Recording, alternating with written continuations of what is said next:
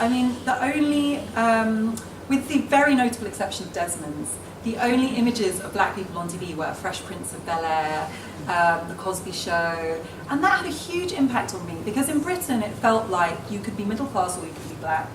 And as a black middle class person, I felt huge questions of legitimacy around my blackness. And when I did go to Brixton and write for The Voice, people would say to me, like, what kind of black person are you? You know, like, you live in Wimbledon, you speak like that, you speak like a white person.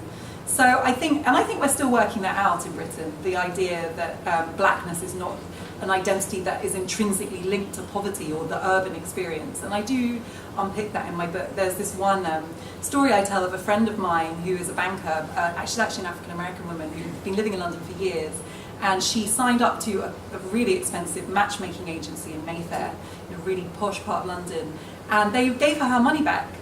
And they said to her after a few months, you know, none of the men on our books are willing to date you because you have to understand they need a partner that they can take to the countryside on the weekends. You know, and this being kind of like self-explanatory, but obviously, you know, we're urban. We spontaneously combust when we leave the inner city.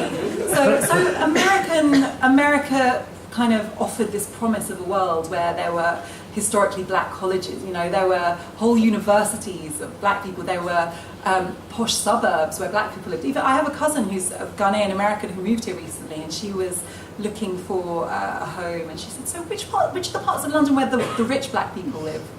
And I was just like, wow, you know, a British person would never ask that question. But so that was very attractive, and it was only when I went to America and I realised how problematic that was. The African American identities are very different from black British identities, and they're certainly different from the identity of somebody who's a kind of second generation African.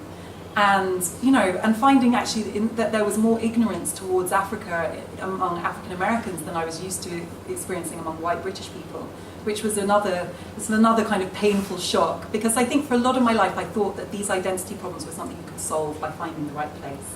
Identity was a place. If you could just get there, then you could become a part of a cohesive whole and make sense.